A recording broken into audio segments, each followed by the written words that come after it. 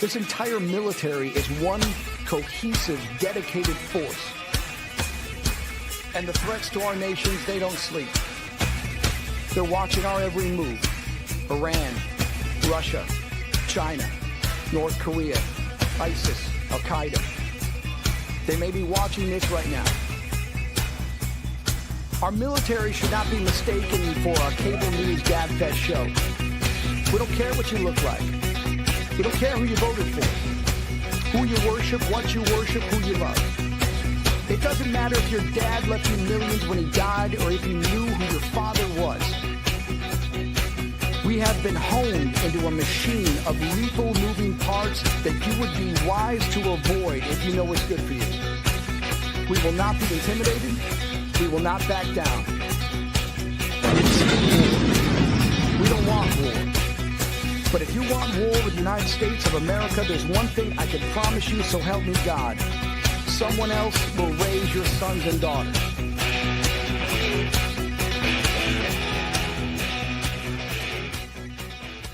Opinions expressed in this program are those of the speakers and do not necessarily reflect the views or positions of any entities they represent.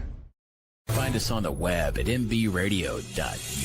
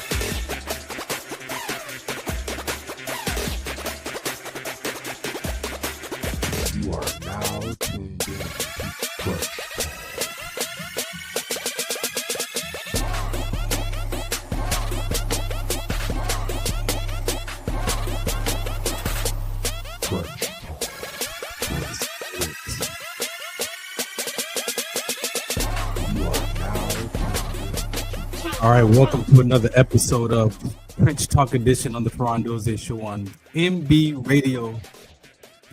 This is our platforms for the MB Radio. Make sure you check us out all over the social media platforms if you want to catch us on Twitter, Roku TV, just everywhere. Just Google MB Radio. You can catch the show right there, streaming live. Make sure you catch it afterwards too on all of the podcast for platforms that you listen to. You can catch the show there. What can I say? I just want to start off and say, yeah, it's my birthday. That's right. Yeah, I'm doing the show on my birthday. That's right. I'm committed. I'm consistent. Yeah, I could have took the day off and went somewhere and hung out by the beach or whatever. No. This, as I told my partners on the Sports Collective platform, my shows are a part of my life. Like, this is who I get to be. So I schedule everything around the shows that I do. And so here we are. Yes, on my birthday. I think I've done a couple of shows. When I look back in my archives, I've been on a few of my shows on the day of my birthday or the night of. So I appreciate all of the happy birthdays, all the messages, all the posts. Shouts out to MBR with the duck quacking birthday message as well. I really appreciate this platform, giving veterans a voice. And I'm one of those veterans, retired Army Sergeant First Class Farron Dozier. I sound like this a little bit because I had a massage today and I had the cupping. So I'm a little chill right now, but I wanted to keep it consistent. I'm here to finish up or start part 2 of life before, during, and after service. And today's part 2 is life during service. And so I'm going to just touch about some of that on that transition for me of what it was like. And as I can articulate it with you today, of course, you know, there was a lot of things going on that I had no idea that it was connected to, you know, mental health, mental toughness. Again, I played basketball, so I know what mental toughness is. But the things that I experienced in the military was just a little bit different.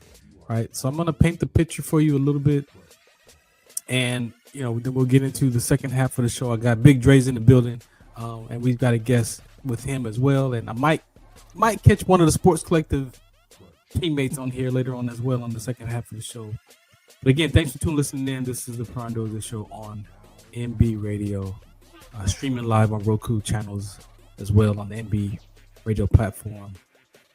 Let me see this. Let me play some PSAs. Matter of fact, I learned from last week that I gotta stop this music before I play a commercial in the show because it was playing through the outro.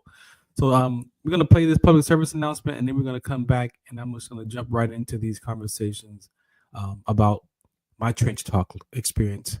And again, if you want to be a guest, just hit me up at Farron Dozier on all platforms, and let me know if you want to come in and share your story live before, during, and after service. And also, if you're an organization that has resources for veterans, you're more than welcome to come and share what those resources are as well, and maybe share your background. And if you're a sibling or a child of a veteran, all are welcome in this veteran community. So we all have a voice to share about that loved one or about your personal experience in the military. So we're going to play Call Me Go. I know for some of us, again, we don't like to deal with drugs. And so some people don't realize that you can control your breathing, which can control your anxiety, which can control your stress just by how you breathe. Sometimes just taking a few seconds of breaths could really calm your nerves. All right. So this is Call Me Go. Some of us still carry the burden of battle. It threatens to drown us in our everyday lives. In battle, we had our weapons and combat gear to keep us safe, to keep us confident. But when we returned home, we were not armed with weapons and gear to cope with our own minds. I was lucky to find my combat gear, my mental weapon, and it's called Call Me Go. Call Me Go is a drug-free device that allows you to achieve calm in less than 3 minutes. In moments of anxiety, stress, anger, panic, or insomnia, not with medication, but rather by activating the parasympathetic nervous system through breathing regulation and multisensory stimulation. A recent study has shown that Call Me Go decreases PTSD and anxiety levels in veterans, helping those who are suffering and having a long-lasting effect. Visit callmego.com to learn how you can get Call Me Go through the VA or with a special veterans discount code. All right, welcome back again to the Farron Dozier Show, the Trench Talk edition right here on MB Radio. Make sure you go to MBRadio.us and check out all the other shows that stream here throughout the week. My fellow brothers and sisters at arms have and are finding their voice in different conversations that they care about, just like I'm doing here. As I shared with you on part 1 of Life Before Service, we talked about a lot of the complex post-traumatic stress things that happen to us when we're children and how those can get carried over into your military life. And I was kind of skeptical because I didn't think that, that people would even want to talk about, what life was before service, because, we all join the military for different reasons, for education purposes, for God and country, for the benefits, to support our families, whatever that is. And I just know that when as many people as I've interviewed on these last 14 years or so, what I noticed is sometimes when we transition out of the service, people go back to the same mindset that they had before they joined the military. Right. So I met soldiers who had been in the military who were homeless prior to joining the service, had a great career, 6, 7, 8-year career in the military. And then when they transitioned out of the service, guess what? They went right back to being homeless because that's what they knew. Right. And so what is that? Again, what is that? So we talked about a lot of the complex post-traumatic stress disorders that happen to us or we experience as children. Like I said, the list is about 8 of them. Imagine if you just got one. Imagine if you grow up with one, that I'm a burden on my family. And you get that thought and that experience at like 3, 4, or 5.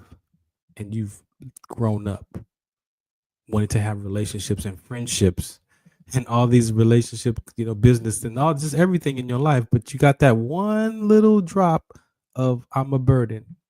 And when that shows up, you react to that subconsciously sometimes, or because it feels like that I'm a burden.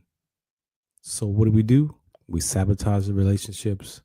We hurt ourselves in those relationships. And probably there's nothing going on. Probably if you ask, hey, are we good? Because I feel like I'm a burden on us. What the person probably going to tell you no. But see, I didn't even know that I could ask myself that question. I never knew that I could challenge that with myself because I thought that voice in my head was me. But it wasn't me. It was the it that allows me to survive life. It's the it that the brain is developed to do, is to protect us. But if you don't know that, or your parents don't know that, or the people in your life don't know that and teach you how to recognize that and unravel that and let it go, we begin to carry all of those experiences, because that's what the brain does. The brain has memory patterns, perception patterns, and action patterns. And some of those patterns are corrupted. Some of those patterns are just corrupted information, but we live from them like it's the truth about who we are, right? And so as I talk about this life, during military service, I joined at 19. And I joined at 19, influenced by my uncle who was in the Air Force Reserves. And as I transitioned out of high school, he was like, what are you going to do? I'm like, I don't know. And so he recommended joining the military. And he said, don't go full time just yet. Try part time and then go full time if you like it. Because if you go full time and you don't like it, you're stuck for whatever that contract that you signed up for. So if you sign up for 4 years and you don't like it, you're stuck for those 4 years. So I was like, all right, that's a cool plan. So, there's a different reserves around the state. So I remember I signed up for the Air Force, and the Air Force told me, "No, you didn't make it. You didn't make it for the Air Force, but you could join another branch." So I was 19. I didn't care, whatever. So I went and I joined the National Guard, and that was fun. I got a little bonus, thinking I'm doing big and all that, and like I said, I had a great career with the basic training at Fort Jackson. I can remember,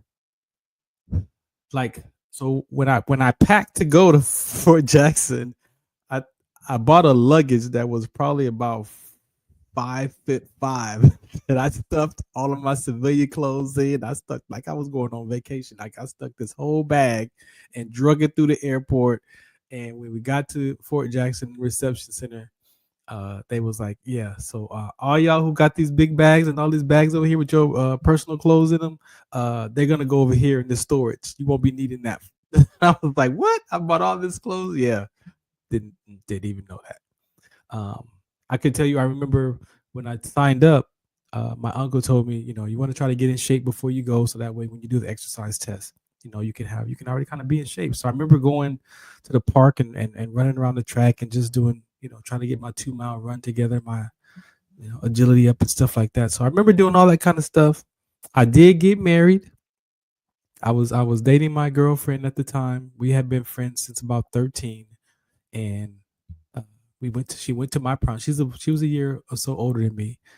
We went to my prom, and then with church, and I'll talk about this in another episode, but the religious aspect of church can be detrimental as we see it today. I'm just going to tell you straight up. And when it comes to religious and religion conversations, and now today understanding the relationship with God, two totally different worlds, right? And the pressure that we got, it was pressure that we got, that you can't move in together, you can't have sex, you can't do all these things because you're in church and this is what God says. We were forced, and I don't know if that's the right word, but that's how it felt. We were forced to get married young because we wanted to be together.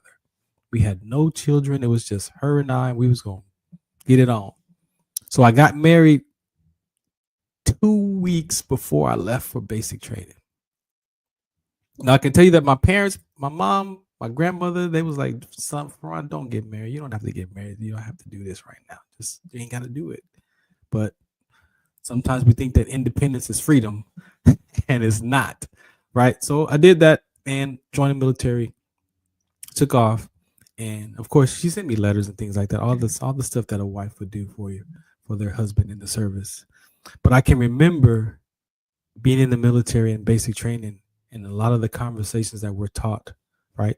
And these conversations are taught to us because they help us, or they're going to develop us to survive the life of this soldier, right? And so there were things like, don't worry about your girlfriend or your wife because Jody's got your girl and gone, and all these things about don't worry about her. And honestly, for me, because I already had some emotional disconnection as a child, it was very easy for me to turn that relationship off. It was very easy for me to turn that off because what they said was, if you are here daydreaming about your girlfriend or your wife or your loved ones, you could get your whole squad killed on the battlefield. And so I imagine myself, in this foxhole or dug in this trench, and I'm over here daydreaming about I wonder what my wife is doing. I wonder what, and then my squad gets attacked, and I'm responsible because I didn't do my part. So at 19 years old, I took that conversation to heart. And so it was very easy for me I can tell you about it looking back, very easy for me to turn that relationship off and do that emotional disconnection. And so, yes, people would run for the phones and try to call their mamas and girlfriends and parents or whatever.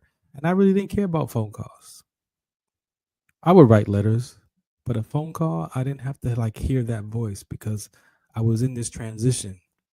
And I can remember when my brain clicked over from being a civilian or new recruit to being that soldier. And that day, I remember we got smoked. We got smoked like crazy. We was low crawling. We did the M16 range. We had done a lot of stuff that day, and I was done. I was tired. Took that shower. I had my PT gear on, and I was on the top bunk.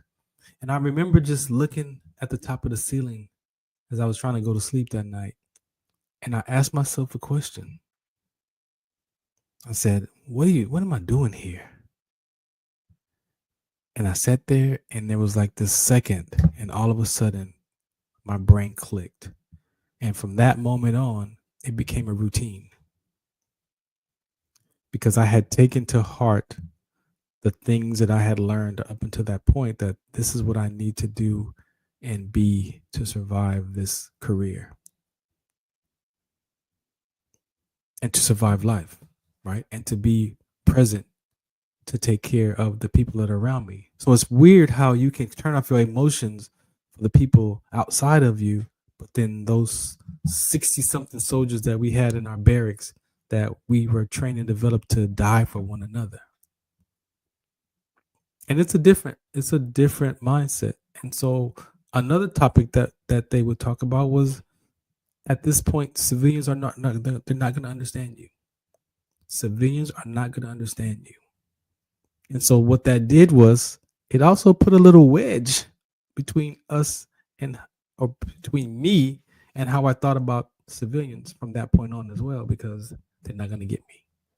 And the things that I'm going to do and the things that I have to become and the things I'm going to see, they won't understand because they haven't been here.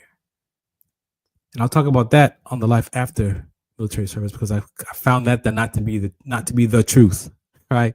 It may be true in the development process, but there's some things that we learned in the service that we got to peel off, right? Just like there's some things in our past that we have to peel off, right? And so I remember taking all that in, and boom, there I am. AI basic training is done. I passed that. AIT. I'm in AIT at Fort Sam Houston because I signed up to be a medic, right? And so I'm like 2 weeks away from being a medic at Fort Sam Houston. And there was a flag football game against the companies, and I went out to play that game, playing wide receiver. And so I went out for that pass, and the guy that was defending me, we got tripped up. The ball was coming toward me. I did a down and out because I was fast enough and I could catch. And we got tripped up, and I hit the ground. I hit my head on the ground, and suffered a concussion, and I was unable to finish that training. They put me on medical hold, recycled. I couldn't get it together. And so they called my unit and was like, hey, you either find him another MOS or we're going to have to send him home. So they did give me enough time to get better, dealt with the concussion issues and things like that. And then I talked to my unit back home, and it was like, well, you can go to Fort Lee. We have a POL. You can drive trucks and pump fuel. And I was like, I'm cool with that. Because I always thought about driving fuel because I knew back then in the 90s that the tankers who drove like for 76 and Shell, like, bro, that's hazmat, bro. You can they make some pretty good money. So, hey, I could actually take that job and transfer it over into civilian life. I was cool with that. So I did. I went to Fort Lee, became a 92, that was back then, 76 Foxtrot, 77 Fox back then, 77 Fox, before they changed it to 92 Fox. So I did that MOS, had a great time. I'm still friends with a couple guys on Facebook that we were in the same company and at that platoon at Fort Lee. Did all that, came home. But what I want to share is, again, just some of the things of that experience of my military service. There's a lot of things that stand out, after I did that, I stayed part-time for about 4 years. And then I felt like, you know what, I could do this full time. So I was ready to go active duty. By this time, my wife and I have separated and planning the divorce because she didn't want to travel. She didn't want to leave her area because if you go full time, you're going to move around every 3 years or so. You're going to have to be transferred around this. She did not want that life. And those are things that we didn't talk about before. So that relationship ended. I ended up going AGR because I went into my unit one day and I was like, hey, I want to go full time. What's the process? And the guy was like, the readiness NCO was like, hey, there's a bulletin board right there. There's a clipboard. There's some AGR positions. They're active guard reserve. And maybe you could apply for one of those if you qualify. So I was like, really? So I walked over to the board, took the clipboard, looked around. I was like, hey, flipped through and I saw HHC supply sergeant position. And it was December of 93 because the position was closing. And I remember it was closing December 27th. And this was like right after Christmas. So like days before it was closing, I went into the unit, and in like a day and a half, I was able to put that packet together and submit it. Well, as soon as I submitted my AGR packet, the state froze. It was a freeze on the hiring. So now I'm stuck. Long story short, I did end up getting hired AGR the next year in 94. So I did 20 years AGR, active guard reserves.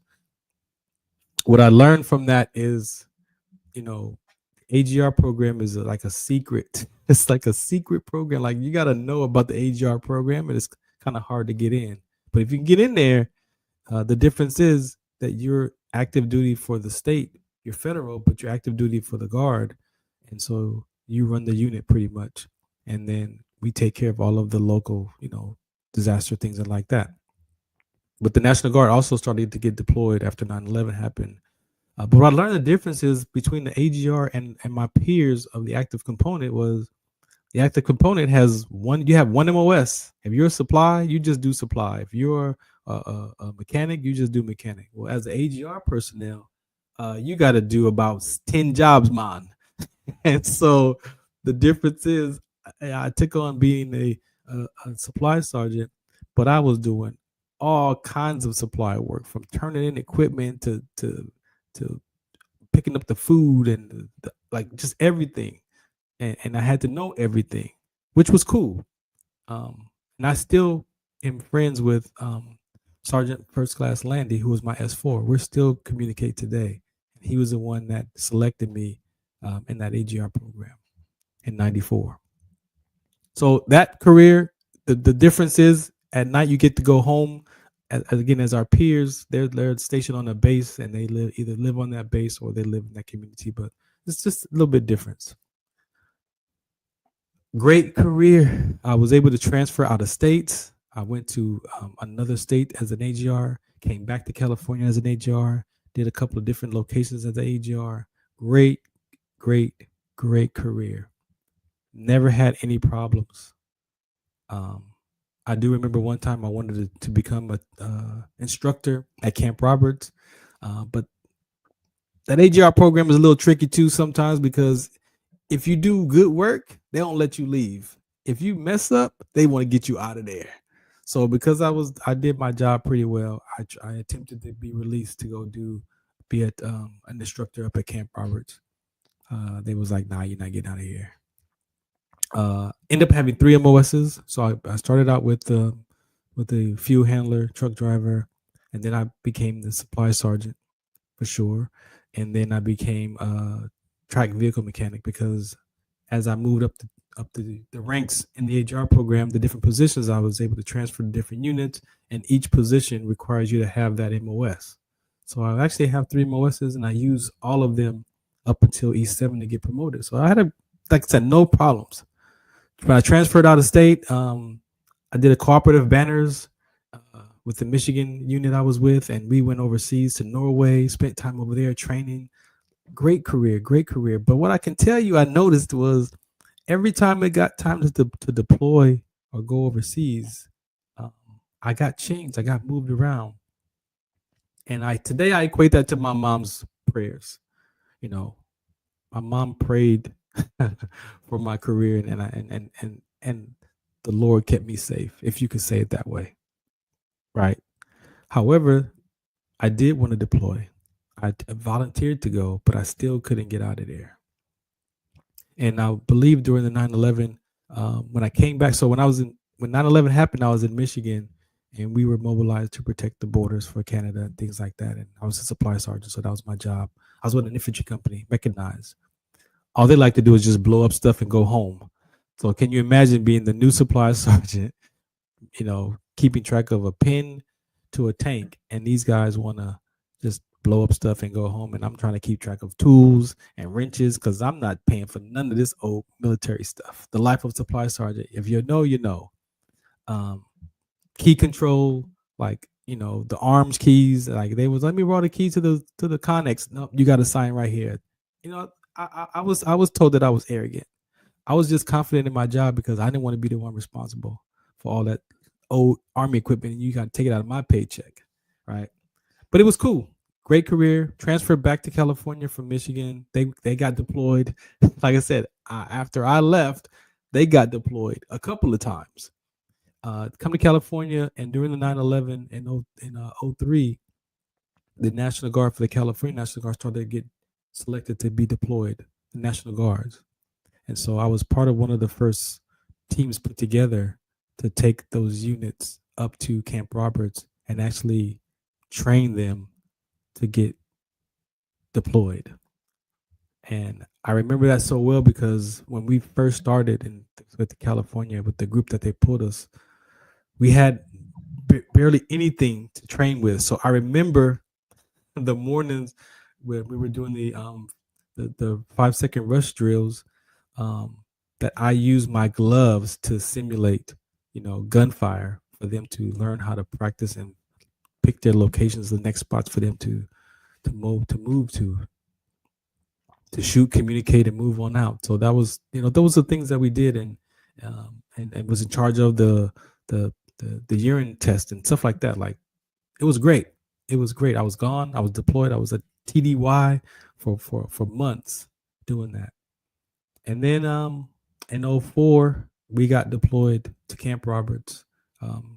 So I did get mobilized during the war, but it was in state to help the units that were going to go overseas to develop, because what had happened was, if you remember, they started attacking the convoys. So they started attacking the mechanics and the supplies, vehicles and things like that on the convoys, because if you can stop the food and the beans and bullets, then that could mess up deteriorate the attitudes and the mood of the soldiers on the front line. So they started attacking those convoys. And so we were brought in to train and make sure that those units knew how to maneuver those roadside bombs and protect themselves. And even as a few POL, we had to make sure that, hey, you got to make sure that you know how much fuel you need to travel with, and just all the whole process. Great experience, great time. After that was over, came back home, and then I went to Camp Roberts to work on my Master Sergeant rank. And there's the during the service that a life just changed. So with that, I was in E7. I got my E7 during the deployment. I wasn't able to come back to the same unit because the unit that I had left when I got deployed, they lost the E7 position. So I ended up going up north to Sacramento for a few months and then end up coming back down to that same unit. It was crazy. Whatever. But when I was, me and my buddy Will, we were talking and we both kind of settled in our space that, you know what, it's not, I mean, I want to be an E8, but sometimes, you look at the decisions that you make and as an E7 and the position that I was in, like I was third in charge of the unit. And I knew that if I took an E8 position, I would be on the radar at some battalion somewhere or wherever. And so I had a lot of freedom at that rank of an E7. I had my training NCO, I had my supply sergeant that were full time, and we ran the company. I could leave when I want. I could come in when I like. It was real flexible. So I thought, he and I was like, man, if you get that E8, bro, you got to be ready because what's more important, that $800 or your freedom? And man, my freedom was worth way more than $800. But I wanted to at least have the ability to be on the promotion list, right? So when it's time for me, because in my mind, I'm staying as long as I can, right? So in my mind, I'm like, okay, I'll go knock out a knock, and then I'll just get that out the way. I do that, and I go to Camp Roberts, and I'm up there. I think it's like the third day, and we do the APFT test that morning. And like a normal morning, my 17th year, I got up, did the push-ups, sit-ups, and out doing a 2-mile run. And as I'm coming around the last curve of the 2-mile run, I could hear the instructor, 1545, 1546. And I'm like, oh man, I'm doing good. I'm 36 years old at the time. I had 1721 to pass the run. And I'm like, we're trained to get that best time, especially when you're in school, because you want those extra points. So at 1545 and I have 1721, I mean, I'm doing good.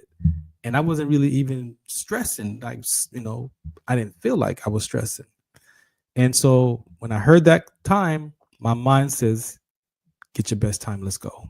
And so I kick in that third gear or fourth gear or sixth gear.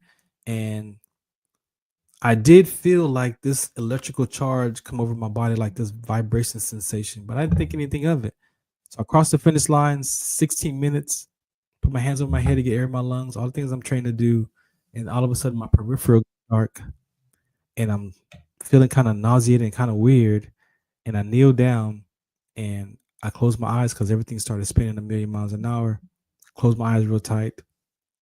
And the medics came and got me, rushed me down to the hospital in Twin Cities. Doctor pulls me in, gives me an IV, comes back and says, you ever had kidney problems? I'm like, no. He says, what do you do now? And then he walks out. My instructor, Sergeant First Class Losbog, he's standing next to me by the bed. I'm like, man, what's going on? He's like, what's going on? I'm like, man, I don't know, man. So the doctor comes back in and says, you know what? Probably just a freak accident, dehydration, heat stroke. I'm going to give you another IV. Go back and to the barracks, take the rest of the day off. You should be fine. So I'm like, all right, cool. The schoolhouse granted me the day off to rest. I go back to the barracks. I wake up probably about, and this is like 5:30 in the morning. So I wake up probably about 2:30 and I'm worse. Everything is still spinning. I'm throwing up, almost crapped on myself, like I'm in a bad state. I lay back down. Of course, it's 16:30 because my classmates come in from class and they rush me back to the hospital that night. The night doctor brings me in and does some more blood work, and he sees that my creatinine kinase levels were 12,000, and my kidneys were at 50% each. And so they put me on IVs. He comes back and says, you know what? There's a condition called rhabdomyolysis. Based off of your CK levels, your CPKs, We're just gonna have to try to flush out your kidneys because you're in renal failure right now. And it was like what the morning doctor saw with the kidney issues was the starting process of the rhabdo and the renal failure. So I had went that whole day in that state. So, dying on the inside, I had no idea, and ended up spending like 4 days in the hospital before I could even walk around by myself. My family came and got me, took me back home. I go back to my regular doctor, and so he's examining me, and I'm trying to get back on the treadmill to figure out what's going on. My CKs went down to like about 600 before they let me go home, and so he's monitoring my CK levels and the pains that I'm having. I'm still got like vertigo issues. All this stuff is going on after the ANOC. Of course, I can't finish, so now I'm back home, and just going through that process for about 2.5 years almost. We're trying to figure out what happened to me. And every time I got on the treadmill, it felt like I got off a roller coaster ride. Like I was just feeling kind of groggy, kind of out of it, still kind of little dizziness, but very fatigued, muscle weakness. So my doctor's like, you know what, man, you just can't run anymore. And I'm like, all right, that's cool. I've seen people have worse injuries. So I'm like, they'll just give me a profile, and then I'll just do the walk or the bicycle. I swim like a Chevy truck, like a rock. So I wasn't going to swim. So I was like, I'll just do the walk or the bicycle or something. So we turned all that paperwork in to the state surgeons. And at that time also the unit was getting deployed again. And so we did physicals and stuff. And so I turned my paperwork in. And one day I'm at the office and the email comes in for my unit status of the physical stuff. And so of course I'm in charge of the unit, so I'm going to my name first. Like, let me see, because I want to go back to ANOC to get on the promotion list. So I pull up the list and I look at my name and it says pending discharge. And I'm like, what? Why am I pending a discharge? And nobody's talked to me. I'm like, isn't there a process? So I call up to the state and they're like, oh yeah, that's right. It's a mistake. You got to go through a medical board, blah, blah. But what happened is, this is the mental health piece I want to point to, is when I read that on the computer, on that spreadsheet that said pending discharge, I made it mean that my life was over. And as soon as I made it mean that my life was over, from that moment on, there was nothing that you could tell me. There was nothing that I could see or do. And my subconscious mind started collecting the negative evidence to match that decision that I made, that my life was over. So if I got a flat tire, my life is over. If I got anything happen, it's because my life is over. And I can tell you now, looking back, when I would show up to work and that phone would ring, my nerves would just jump, because I'm like, is this the final call that's going to end my career? Like, can you just imagine like what that would be like in that experience? Again, I didn't know that I could question my thoughts. I didn't know that I could question my subconscious. I didn't know any of that at the time. I just knew that I'm going to get that phone call and my career is going to be over. And so now, dealing with the physical pain and dealing with now emotional pain, I'm going to the doctor, going to the Air Force base that I'm connected to for my mental health appointments, and I'm trying to figure out what's going on with my, I feel weird. Like I would usually leave my stress on the court of the basketball court, so I never really had stress. Like, play ball 3 or 4 times a week, couple hours at a time, or exercise. Like, I never really had stress, but there was this feeling that it was different. And so we tried to talk through that. And the last piece of this is, I'm leaving the mental health appointment one day, and the officer that I served with during the war, 0405, we were together deployed, he passed me on the base and he's like, man, how you been? And I'm like, man, you don't want to know, man. He's like, no, tell me. I'm like, man, I was like, my body hurts. I can barely walk. I'm like, we're going to these mental health appointments now, man. I don't know what's going on with me, man. He was like, man, you know what? My muscles locked up on me one time, but I got sickle cell trait. So I got to drink extra water, take these vitamins. And I'm like, man, why does that sound familiar? And he's like, yeah. So I'm like, you know what? I think I have that. So I went back into the clinic and said, hey, can you give me a printout of my physical, my last physical? Sure enough, my last physical had in the corner, positive sickle cell trait. And when he said that to me and I got that document, I went home. You're not supposed to Google your condition, but I Googled, looked it up, and was like, I saw that sickle cell trait and the condition called rhabdomyolysis, that people have been dying and collapsing from those two, that inherited gene and that muscle breakdown condition, and people have died. Athletes have died. Service members have died, and they've known about it for years. So I took that to my doctor, and she did some blood work, and sure enough, she retested me. I have positive sickle cell trait. I have like 40% of my red blood cells are sickle cell trait. And then she was able to take those documents and put them together and say, yeah, you actually had this exertional sickening with rhabdo, which sometimes is fatal. So that makes sense of why you're having all these muscle joint pains and all these symptoms that I was having. So I turned that paperwork into the doctors, and then that's when they found me like, yeah, bro, you're not fit for service. And that set off of about it took them 3 years, because I fought my appeals as much as I could. I fought. So it took them about 3 years before they finally said, no, you're done. And that transition for me was one of the most challenging parts of my entire career during service, because of what I made it mean from that day that I read that document online. So the life during service, for some of us, the transition is difficult. For some of us, it's not as difficult. Everybody has their thing of what that is for them in their transition out of the military. But for me, that transition was so challenging that I was dealing with the suicide ideations, the anxiety, the depression, like all those things, and my career coming to an end, not by my choice. Am I going to lose my house? How much money am I going to make? I'm going through a divorce now. It's like all that. Like I had enough evidence of my life to prove to myself that life was over. And as I share with you, I've interviewed other veterans. And you can hear it or you can see it, because every 65 minutes, a veteran completes their life for whatever reason that is. And we're starting to kind of get a sense of where it's coming from. And that's why I'm sharing you with this part of my life during service, because that's what got me to that point. That camaraderie, that sense of belonging. And again, when I talked to you previous episode about the sense of belonging, that complex post-traumatic stress disorder, the things that happen to us as children, imagine you're growing up as a young child and you feel like you're a burden on your family.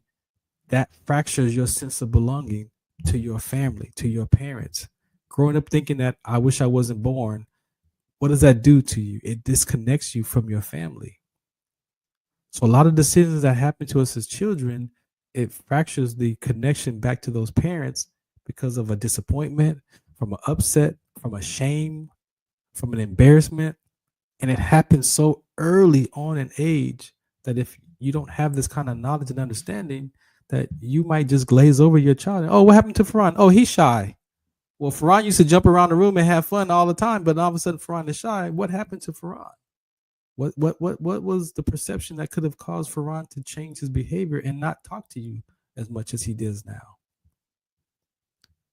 And so as we talk about these conversations, I'm bringing you full circle from life before, during, and then after service. And for some of my brothers and sisters in arms, we carry these emotions long before we join the service, and then the military just enhances those expressions, those feelings. Before I end this, I want to say this for this part of the episode. At 19 years old, the military trained me and developed me to objectify another human being to a terrorist and then train to kill terrorists. Now that's what it looks like. Now I'm going to tell you, that's not just military stuff. Our environments do that same training. Our environments train us up and to say, hey, you know what? Don't play with those black kids over there. We don't like them. Don't play with those Mexican kids over there. We don't like them. Don't play with those but those are your friends at school. So how can I not play with you in my neighborhood, but we friends at school? We label one another. Objectification, it desensitizes us from that human connection. The law enforcement does it very easy as well, because I'm no longer a person. I'm a suspect first, right? So you're a Laker fan. I'm a Clipper fan. Hey, I'll kill you because you got on that Laker jersey, or I'll kill you because you got on that jersey. That I don't even own the team, but I would defend that jersey because my sense of belonging is connected to that team, my identity. And we're learning that is something. Can you imagine our brothers and sisters go overseas in combat and have to end up killing someone, and then come home and have to sit with that one day that brain's going to remember that it's not just a terrorist, that was a human being that I killed. That's a different life. But we all train for that moment, right? And so I appreciate you for this part of the section of the Trench Talk edition. I'm going to come back on part 3 next week, and we're going to tackle the last piece of life after service and how I got to be in front of you today. All right. I really appreciate you. If you have any questions, hit me up at Farron Dozier. Again, for my brothers and sisters out there, you are not by yourself. There's a lot of things that are going on with us. There are a lot of things that we need to sit down and tell the truth to ourselves first, so we can find that space to figure out what's next, right? That camaraderie we miss most, that sense of belonging is so important. And if we can do that for our veterans and for our children, we change the trajectory of social media. We change the trajectory of suicide rates, because returning that heart back to that parent is most important, because that sense of belonging, that's how we language it, the sense of belonging. All right. So again, if you have questions, hit me up on the social media platforms. We're going to get into the next half of the show. I hope you was able to follow along. This is the Trench Talk edition, life before, during, and after service. I'm doing this example because when I have guests come on, I want them to have this kind of space to share their life experiences before, during, and after service. This is the Farron Dozier Show on MBRadio.us, the Trench Talk edition. Shout out, what's the count?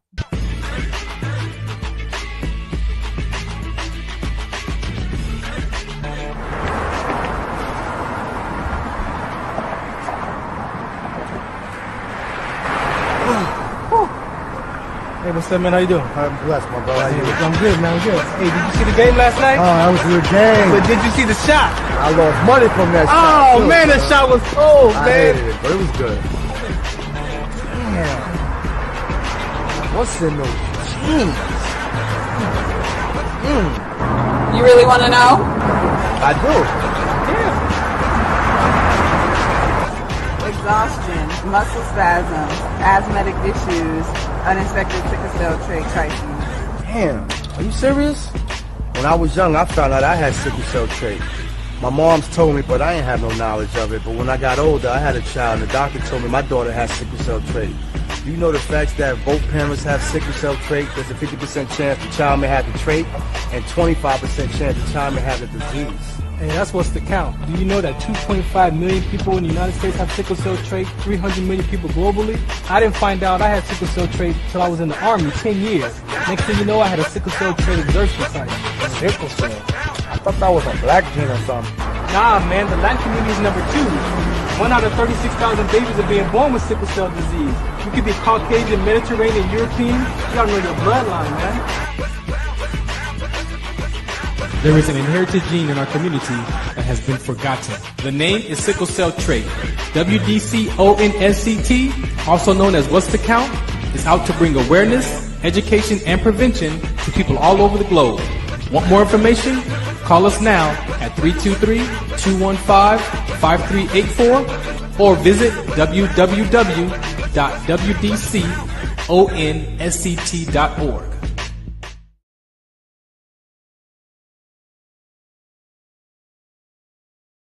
Some of us still carry the burden of battle. It threatens to drown us in our everyday lives. In battle, we had our weapons and combat gear to keep us safe, to keep us confident. But when we returned home, we were not armed with weapons and gear to cope with our own minds. I was lucky to find my combat gear, my mental weapon, and it's called Calmago. Calmago is a drug-free device that allows you to achieve calm in less than 3 minutes in moments of anxiety, stress, anger, panic, or insomnia, not with medication, but rather by activating the parasympathetic nervous system through breathing regulation and multisensory stimulation. A recent study has shown that Calmago decreases PTSD and anxiety levels in veterans, helping those who are suffering and having a long-lasting effect. Visit Calmago.com to learn how you can get Calmago through the VA or with a special veterans discount code. Tune in to the Farron Dozier Show on KCA Radio 106.5 FM, 1050 AM. Also streaming from the KCARadio.com website on Sunday nights at 8 p.m. Pacific Time. Brought to you by Sports Collective TV, Sports Collective Radio, and Sports Collective Media. We got the Heme Factor, we got In the Zone, and we got Fourth Down in the 20-second timeout sports segment. All for you right here on the Farron Dozier Show on KCA Radio 106.5 FM, 1050 AM. Also streaming from the KCARadio.com website with my guest hosts Robert Lamar and Coach Will. Catch us on Sports Collective Media on Instagram and Facebook. And make sure you watch us Sunday nights at 8 p.m. on KCA Radio 106.5 FM, 1050 AM. Also streaming from the KCARadio.com website. Music, talk, sports, and so much more on the Farron Dozier Show.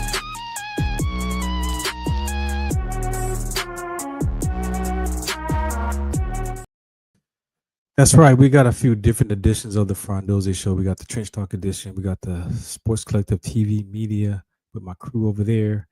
With the Life Towards Sports edition for me over there. And then I'm on a couple other platforms. But that's enough about that. Let's get Mr. Big Dre on the deck with us, man. How you doing, man? Let's go.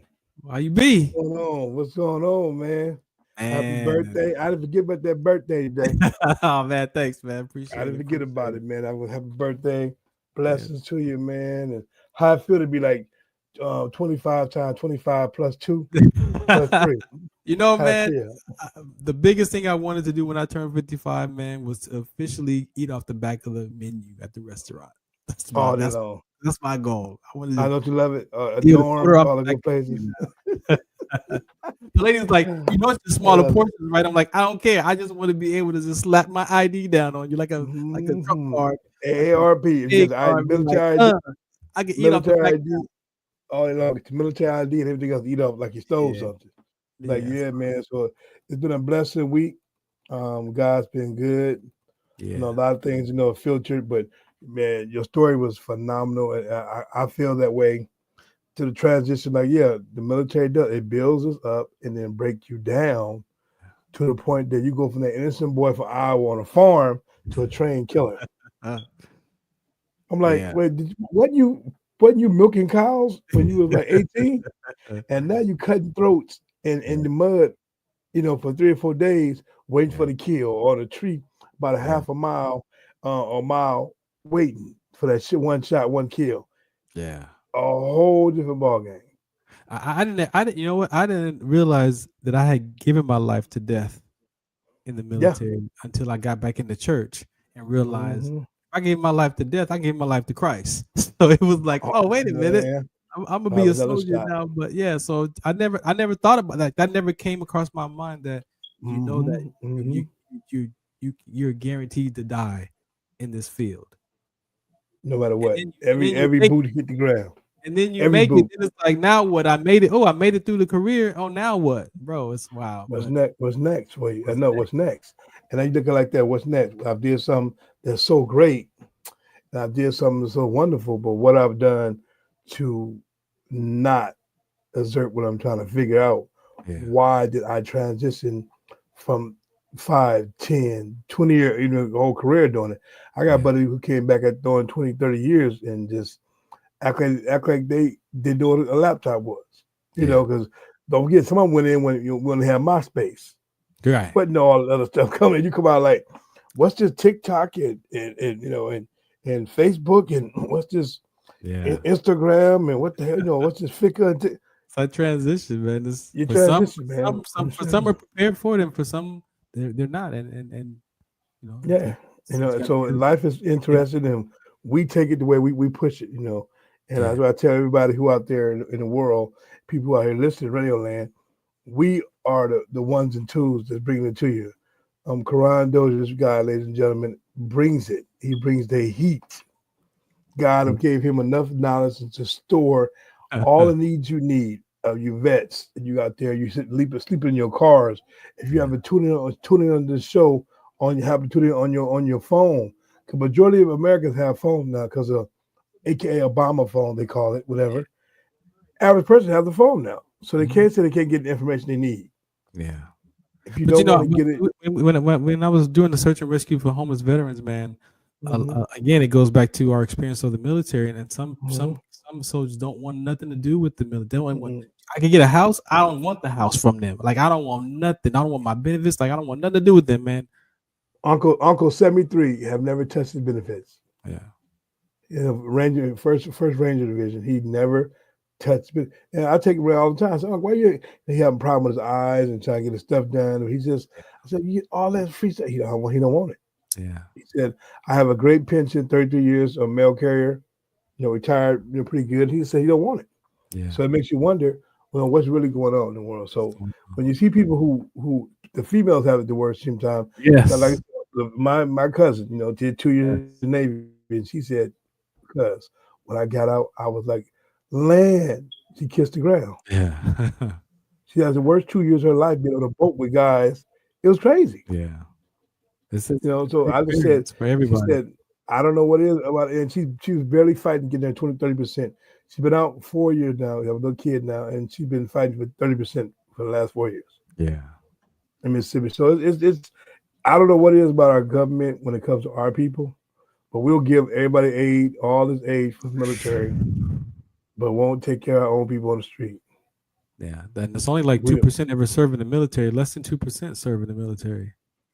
And now we got to bring the drive back, select the service. It's so low now. They ain't trying to hear. They don't want to do that. No, they ain't doing that. No, because the recruitment is so low now. Yeah, you begging people. They get a $10,000 signing bonus just going there. Yeah, and I go by the naval yard every time I go out to HB to visit my friend and see the big warships come in. Yeah, and some of the space age ships they got now, like is that like dun, dun, dun, dun, dun, dun. the Death Star on water? Yeah, I'm like, what kind of shit? It's crazy.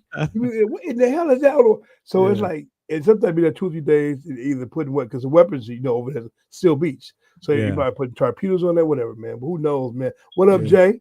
What's going on, y'all? How y'all doing today? Man, how you doing, man? Oh man, hanging in there, fellas, hanging in there. I'm feeling everything, man. Feeling everything that you're saying. This man right here. This man right here. See that first name, Lord. I saw. I was like, hey, hold on, who we got on the show? My Lord. I tell him, my Lord. I'm not idolizing the guy, but my Lord, God sent that man for a reason. Let that nigga, he's the man for a reason. Take it the name. So I call Jay Will because Jay is a will. But I'm gonna make a light introduction. Who this man is, Farron. Go ahead. This man I met through another mutual friend by the name of Dennis. I'm not sure Dennis watching, but if you ask Dennis, Fantastic Six forever, And we started a group, and this gentleman right here is a big dog, is a Fantastic Six. And I'm gonna let him tell you about it later on what we trying to do and what we trying to accomplish among ourselves. And some of the program we got that's going to help veterans and stuff we have. He's out of Dayton, Ohio. But that being said, the man is a legendary.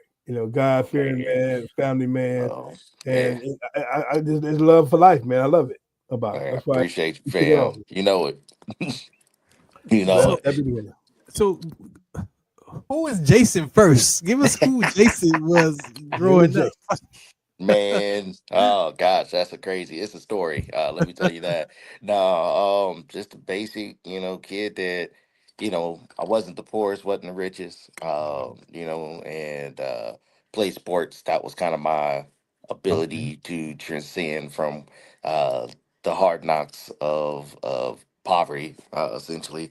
And then went to the military, right? Served, did 6 years. As a operator, and went in originally as an engineer, specialist. So did wiring, ordnance, chemical, biological. Thank you for your service, brother. Thank you for your service, brother. Likewise, man. I appreciate it. I do it all over again. You know, but yeah, definitely had some rough ones. Went through the service. During my time in, I did 5 in action, 7 deployments total. And had a lot of close calls, got shot once, almost blown up a couple times. So yeah, I beat up, but I'm still kicking. Got out, took my money, met some mentors and some got guidance along the way from just, God putting me in the right place at the right time, and created a business, went back into my music stuff, and then started working, doing entertainment, took that money, flipped it into renewables, and going into the deregulated energy and telecommunication space. Took that money, uh, gave back quite a bit, and I still do, but I don't have my own nonprofit personally anymore. And then from there, reinvented, the business again. I constantly reinvest, and now, I work with a group of gentlemen outside of my private stuff. I work with a group of gentlemen, and we just try to provide opportunities to those who are deserving of it, that normally don't get it, and or find themselves blocked out of the opportunity to be able to get it, right? So we won't get into all the facts about it, but Hold on. We gotta go back. We gotta go back in the past for a second though, because like I said, we're not much different, right? Because in how we grew up in our environment as children, right? And then and today we look back and it's like, how am I gonna get out of here? Is it gonna be through sports? Is it gonna be through the military? Is it gonna be through the gangs? Slanging some stuff. What you think? You know what I mean? We got to go be a police officer or law enforcement.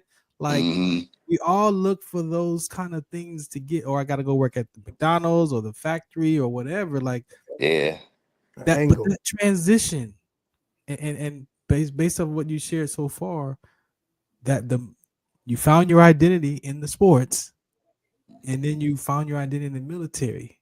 100%. Yeah, Right? I don't even. I think when I was playing sports, I don't even think I really had an identity.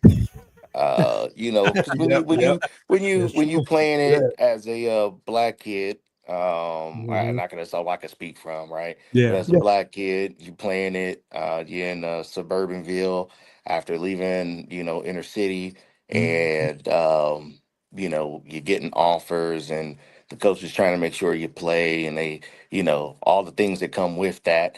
It's you don't really know your identity. I was blessed enough to have a really strong mom, even though my father wasn't around at the time, and she was big on kind of understanding the realities of a black man. You know what I mean, and imploring understanding your socioeconomic situation so that you understood where you are because you're not like everybody else. Right. And even though they're giving you these things and these opportunities, you're not like everybody else. That's the point. That's the space I'm pointing when I say identity is underneath is that sense of belonging, right? Because you say you come from this environment, now you got to be you're the new student at this new school. Now you got to learn that people all over again. That sense of belonging, trying to connect with people. And now they're not like me. They're this. Like we don't realize that for some, that pays a toll on development phases. Your mental health takes a hit. How do I connect to these new students? And I'm not as much as like them as they are like me, where I just came from, which was an environment where it was more blacks. But now I'm like, it's like 7 of us. It's not even that. When I was doing it, it was crazy. 100%. That's the part where we point to, because for all human beings, we believe that sense of belonging gets fractured somewhere along the line. We know whether it's an emotional or relationship or so around. So Jay, I have a question for you. So when like this will be in for Ron talk about, well, how did you, when you got out, how did you click yourself back in society? It was hard for me. I did 2 years and injury got me, prone Army, and I came from a whole family full of Army guys. First Rangers, all my uncles, hardcore. My uncle Virtue passed away, was big time high in the federal government. I don't know if he's part of the farm and CIA or not, but he was always gone deep, never can talk about where he was at after he got a service. But he told me just the way we transitioned out was almost like a person transitioning out being in the foster care system. When you turn 18, get out Yeah. on the street. So you got the military, okay, let's Yeah. have him go. So here's the DD 214 papers and honorable, dishonorable, whatever you're gonna get, and go out there and try to find out. Ain't no houses for you Yeah. to leave. Yeah. Yeah. And It's how'd a you it's deal a with it? rude awakening. It's a rude awakening. So it was kind of weird. Because of what I did, I wasn't able to get my messages about my mother who was failing in health and is now passed. Mm-hmm. So, Sorry for the loss. Mm-hmm. no, I appreciate you. So, when I was back, I became an instructor. Luckily I worked for the colonel of the battalion, Mm-hmm. directly, and he took it upon himself to really make sure that I had an opportunity to be back home towards the end. So he Yeah. made me, granted me the waiver to go for instructor, and I was able to get certified there. But my transition out was pretty tough, to be 100% honest. Yeah. You go from having an innocent youth. The military loves it when you're young. They don't want you when you're old because you know too much.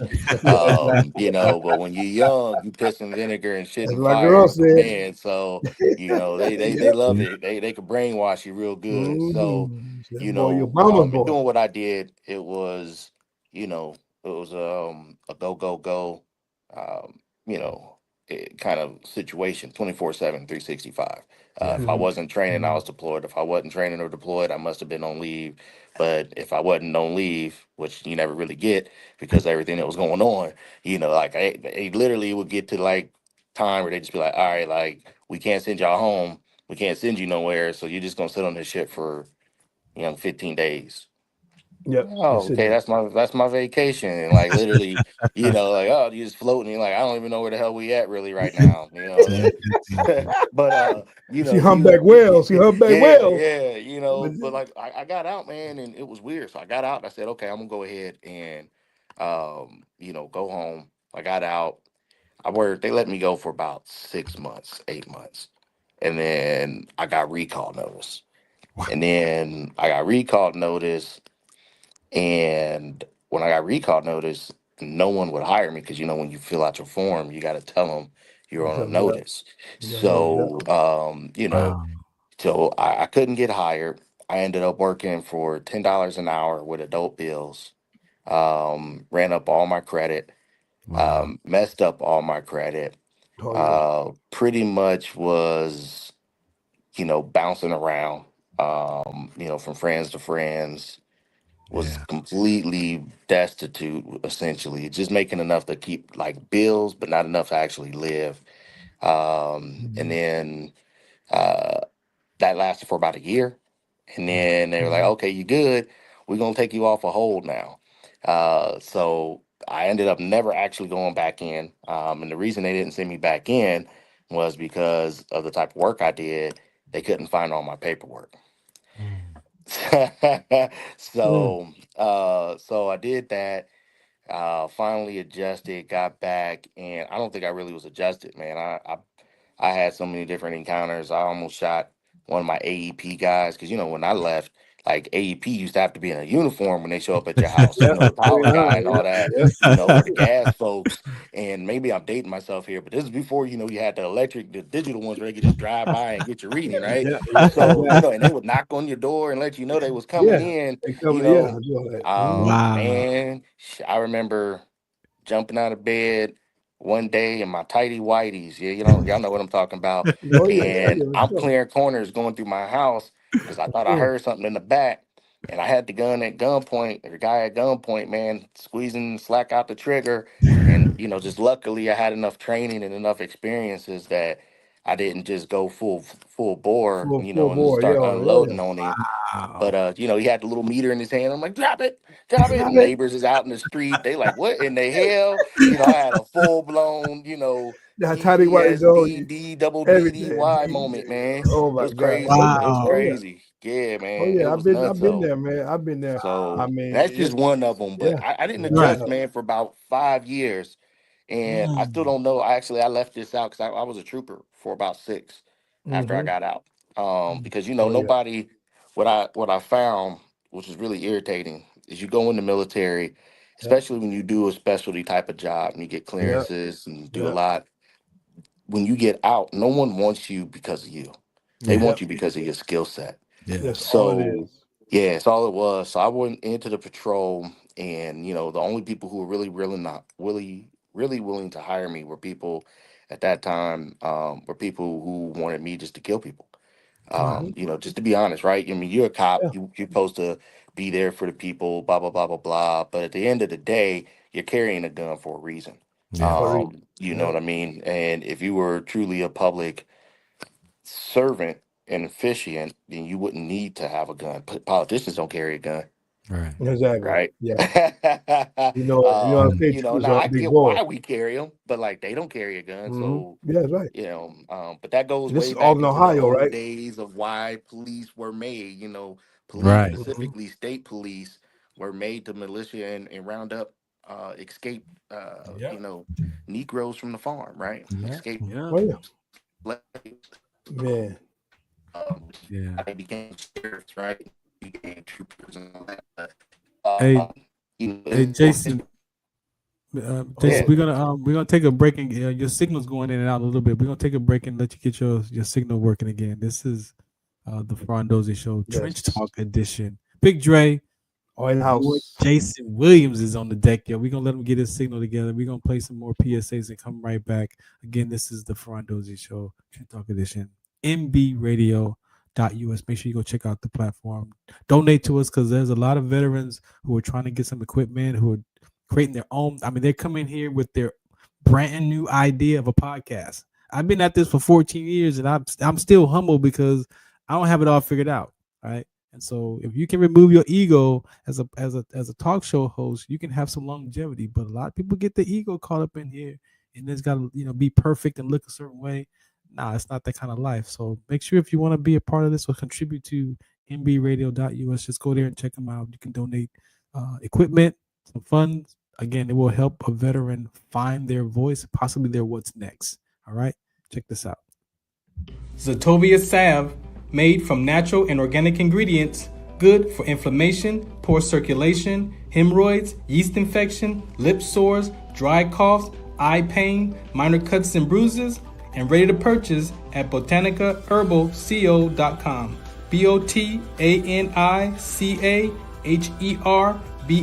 BOTANICAHERBALCO.com. botanicaherbalco.com. Do you remember studying sickle cell in biology class? What's the Count on Sickle Cell Trait Prevention is here to bring you awareness, education, and prevention conversations around the risk factors of this inherited gene. Visit wdconsct.org. This is Farron from the Farron Dozier Show, 8 p.m. Pacific Time on KCAA Radio, 106.5 FM, 1050 AM. Also streaming from the KCAA Radio.com website, the station that leaves no listener behind, and MBR Radio. That's right, MBR Radio on all their streaming platforms, including MBR Radio on Roku TV, Sunday nights live, 8 p.m. Pacific Time on KCAA Radio and MBRadio.us. The Farron Dozier Show. For more information, search farrond.com. I just wanna breathe this name, my God. Lift this name up high, dedicate this life, give them all we got. We will testify with our hands held high, keep them up in the sky. I just wanna praise. I just wanna praise. I just wanna praise. I just wanna praise. I made it up out of the city, avoided the hate and the gritty. Me and my little brother, my lovely mother tried to make it easy, but we was some knuckles though. We used to let them knuckles throw. We used to let them chuckles go when we thought about the places we would go. Yeah, lights off. Yeah, no, really. Lights off. Yeah, no money. Lights off. Under the candlelight. That's right. You can catch me on Lit Live, GH3, God's House of Hip Hop, Saturdays at 7 p.m. and Sundays it airs again at 5 p.m. Catch me and One Way TK, my new co-host. He's stepping in. The video shows Lillian and J Love. Shouts out to them. They stepped away for a little while, so I'm holding it down with One Way TK. We have some great talks over there, interviewing some of the hottest CHH Christian hip hop artists, telling their stories, their life. Again, kind of like we do here with the military. You know, what had them find their way to Christ, and the songs that they write. So you can catch us there as well. All right. Amen, All right, Big Drew. amen. Let me see if my guy's cool. So you got Jason, got your little Hey bit in there. guys, All right. Yeah, I switched it to the you, Wi-Fi. Let me get the yeah, Wi-Fi get it better. you still out right now. You might have to go out and come back in, man. I would go out and come back. Yeah, you gotta come back, Okay. go out and Go out and log back in real quick. all right. Yeah. Yeah, So so again, ladies and yeah, gentlemen, this is what it looks like when you're doing live radio, like you're yes. streaming live. You got to be able to handle Gotta all of be the. on This is all the not part. perfect. This is not cut. This is not You know what sliced. it is. You know what you're doing. You know, young people out there, you try to hack into our system, it's not gonna work. They're trying to hack, you little hackers. We know But that's what the you're risk. That's the risk we run when you stream it on internet, man. It's like you got to make sure we got a good Yes. connection. So, Yes. and by the people that are watching on Roku TV, like they watching them on a big screen, so they like, okay, we Oh can't. yeah. How do we look? We look fabulous. Yeah, So you know how it is. he looks fabulous over here. Yeah, he looks fabulous over there, man. That's what he does. So watch out for the birthday boy. Yeah, My man. boy. Our next week's guest will just say happy birthday, Mr. Linton.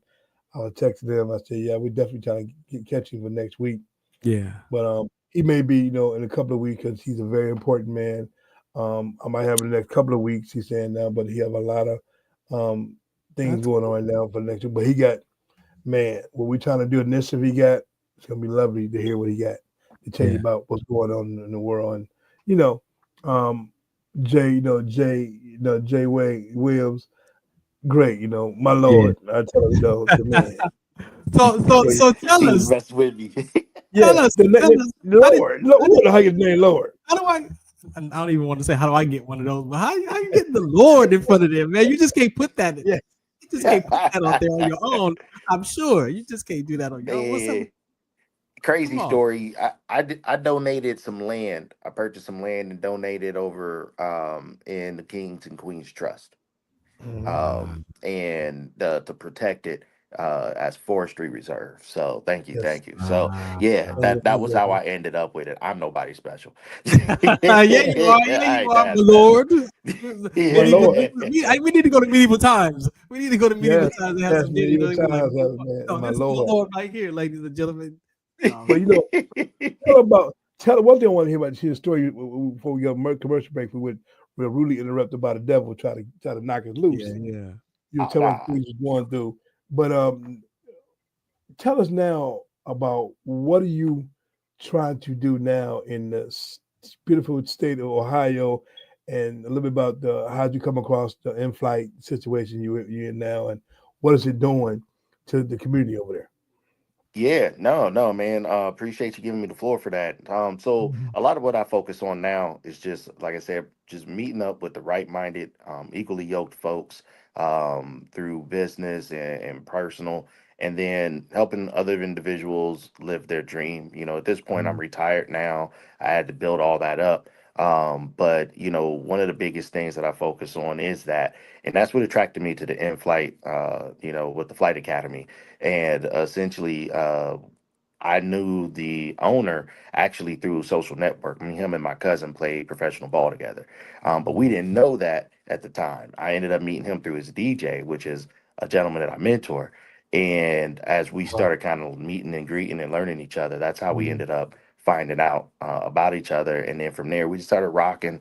I loved what he was doing, and I wanted to help him out. So we decided to, create a partnership and, go from there. So now I've been trying to just network, even build with individuals. Part of what we do is working on EV, renewable energy. I'm in the process of working with their location to build a one of a kind renewable patented program that does farming. And it can be literally taken and placed anywhere. You could put it in the Alps, you could put it in the desert. You could run it on a ship. It doesn't matter. You can put it Yeah. anywhere and grow food and produce. Wow. So that's And what creating we're in the jobs. And you're process of creating actually jobs too, patenting. right? And Yeah, also, I'm and saying you're that's creating exactly jobs what I was too. getting ready to say. We're doing it right in the west side of Dayton, which is where I grew up from and hail from originally. So a big part of that is it's a really under served community. We already know where that goes, but what we're trying to do is bring all of that into the actual academy program there at the arena and give our kids a chance to learn a patented process that is ahead of the game, and they'll be the first ones to actually use it. So, along with a host of other stuff. So that's like one of my biggest personal Yes. and private projects that I'm really Yeah, involved I'm in. telling you. When I tell you, for Ron, it's unbelievable the land they got there. Shout out my Yeah. boy, Mr. Chris Wright, Hmm. CEO owner, and he has a vision. And I think He does. when God sent him the Lord to Williams, see, God sent his Yeah, you third earned son. that. You earned that. You Yeah, he earned that. earned that, man. I God sent his appreciate third it. son. He sent a shepherd, man. He said, "Look, man, you do what you have to do. Love you because you love yourself first as an individual." That's what Yeah. my breakdown was. Me and I was coming out of the military. It's the breakdown for me. After 2 years, Hmm. feeling I failed, kind of injuries and stuff, injuries came, and sometimes you don't come back from it. Yeah. You can't No. Yeah. injuries. And I said to myself, "It's I come back. I'm coming back with something." But God had something in store for me that was even better. Yeah. He says, "Don't Hmm. worry about it. I got you." At 17, I owned a house in Mississippi, and my mom and dad said, "You're the youngest of 13 kids. Come home back to Mississippi for LA." Thank God for me coming back to Mississippi. I would have stayed in California. I'd probably been gang banging because Yeah. there were Trey 57, Hoover Crips started coming around LA. It was time for me to go Hmm. at the age of 13, going on 14. And I lost a true warrior last week with Matthew Berry, the brother of Rerun, Hmm. Fred Berry. Man, rest in We peace. was just talking about Yeah, him. yes, he was my mentor. I was throwing walnuts on the back of my house and hit his wife in the face with a walnut. Remember that? Yeah, Remember we that? was I told talking you the about story. him. Yeah, we was Yes, talking and about he him. passed on the 8th, and Oh his wow. son. I talked to Stephen and his daughter, Carrie. I said, remember I got tortured in the house. I hit your mom, and he said, "Yeah." And we get ready for the memorial service. He Wow. taught me the game of baseball, man. He taught me how to pitch. He mentored me and said, "Man, look, Mm. get you off them streets and trying to be something you're not. You need to be a leader and not followers as black men." Yeah. So rerun. He hosted. He sponsored our baseball team, bought our jerseys for us, and Darlene's Beauty Shop was the one who put up the money to get our team. We had some of the top Wow. baseball players in California. 4 of them went to go play pro ball on the pro ball circuit. Played with them. Mike Harkey, he's pitched for the Cubs, and David Martin played with the Dodgers, pitcher. So we brought some heat out of that at high school, Goodies High School. So I thank God for the mentors, but that was my whole finagle behind that. When you get out of a service, what is it that makes you tick? Yeah. And what you're doing Yeah. now, Thanks. God sent Lord back to where his birthplace was to find people a safe way, a haven. Yeah.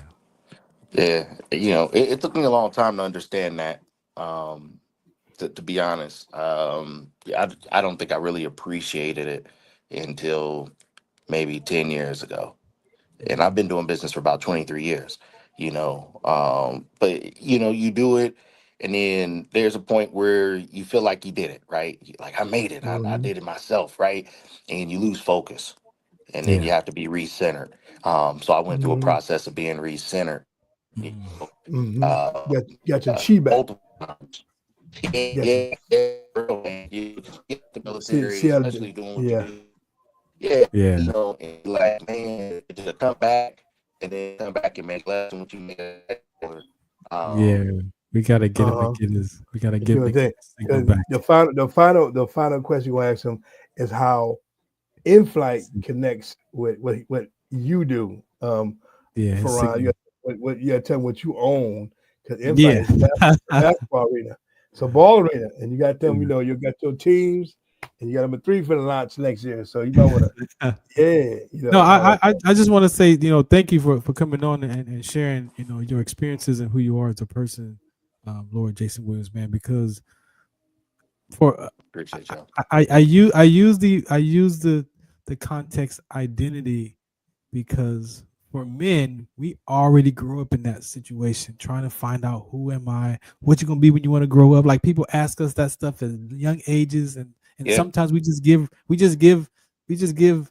titles just people off my back because I really don't know. I'm gonna be a doctor, okay? Then so you just leave me alone. But really, like we're trying to figure out, you know. That's so true. But If but you're a but doctor, shut up, son. You're rich. because the Yeah. brain is developing. Like when you Yeah. understand how the brain functions, like that brain, Uh-huh. even at 5, 6, that brain is giving meaning to life.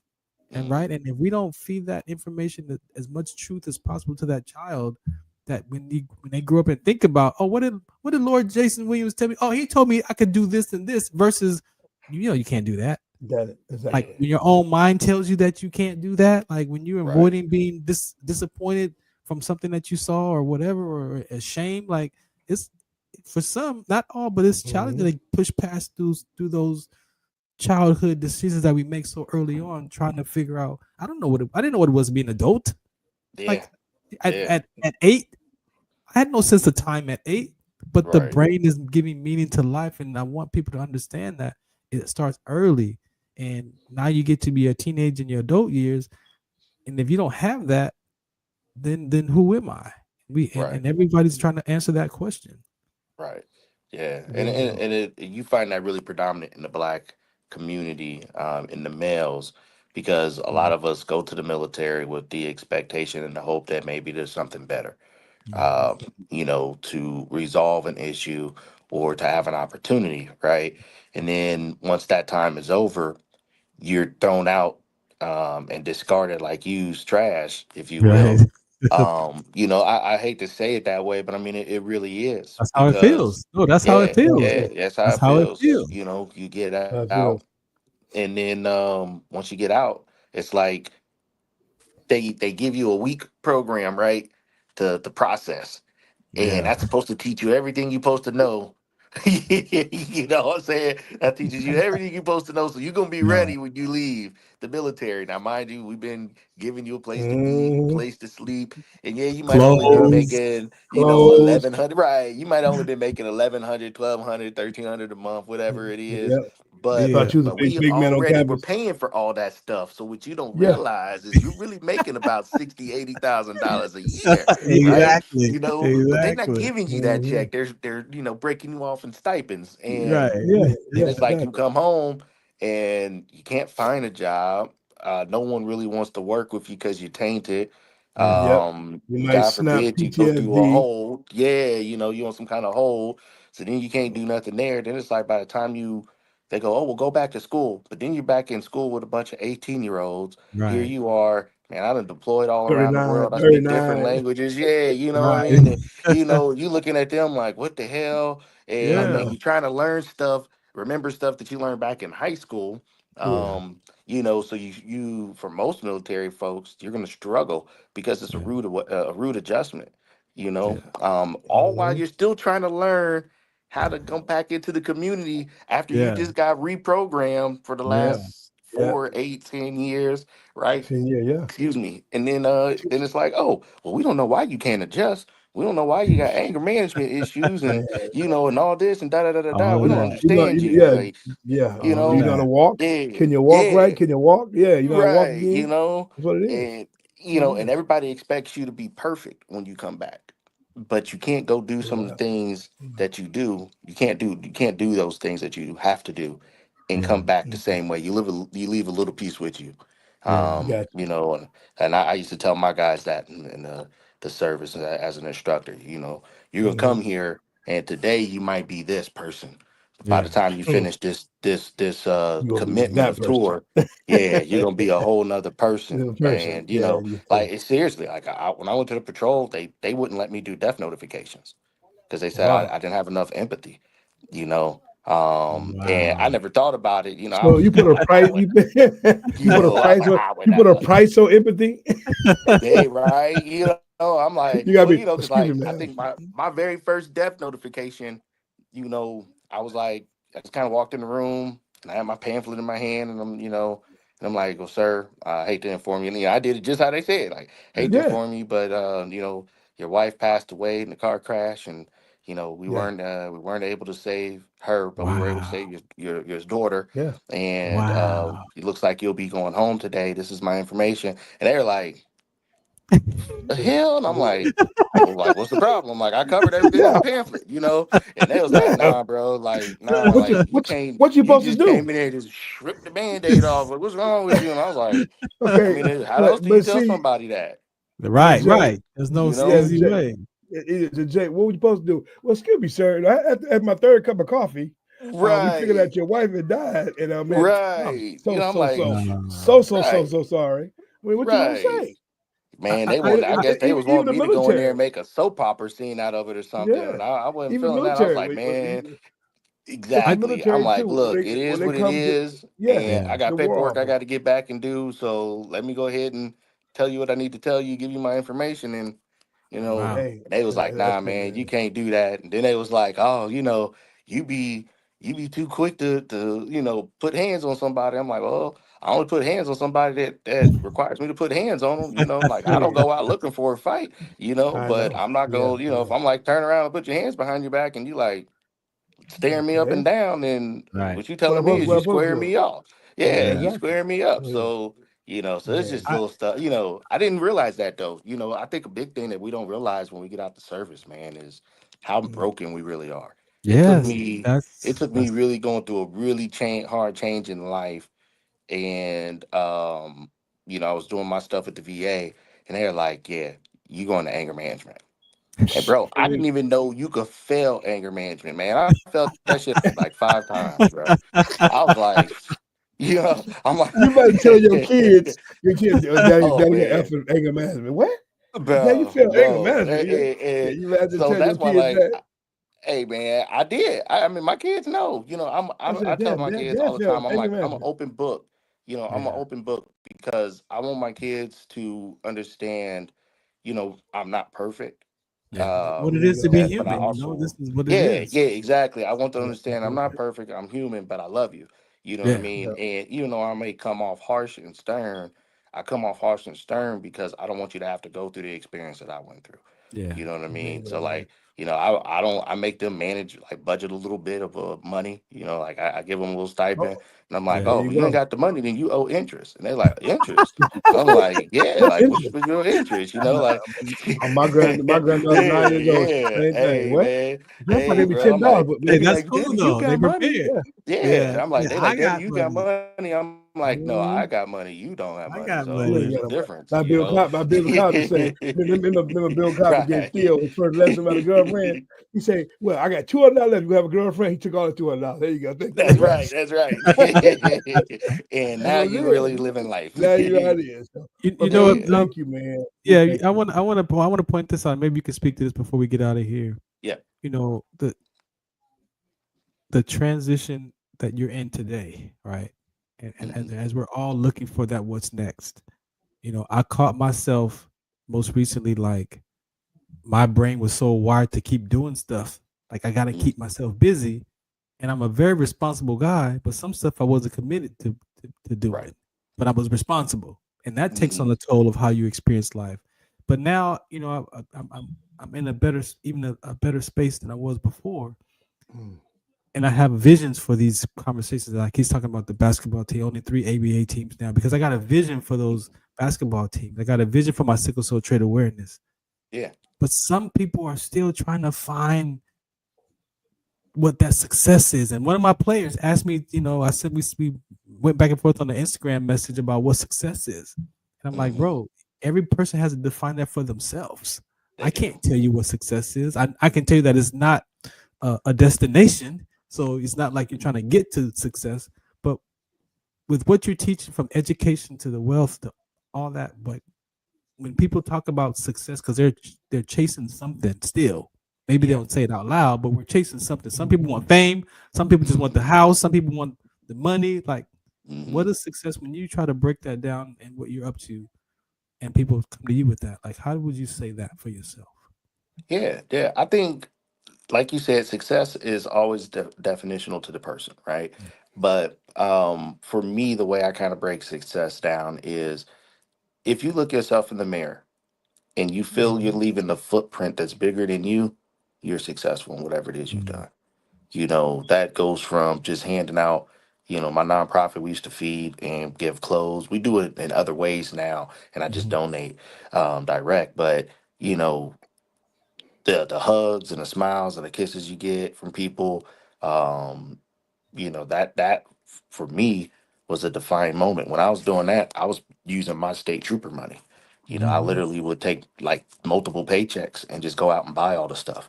And then I had a few dedicated donors that would always kind of fill the gap if I needed it. Right. So yeah, success is something like to me, it's a hook in your house. If you could come in your mental state, look yourself in the mirror and say, I've done something bigger than myself, and I'm leaving a long footprint, Yeah.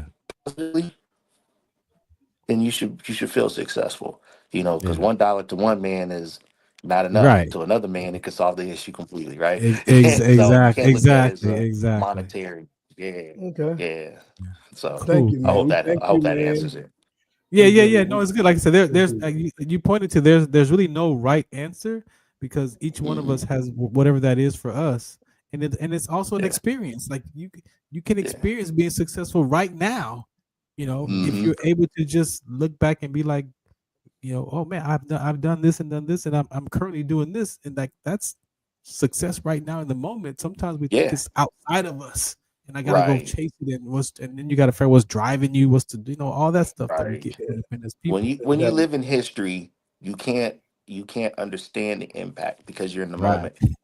So I had a mentor tell me it's like, you know, success is an ever evolving game like ball of Yeah. wax, right?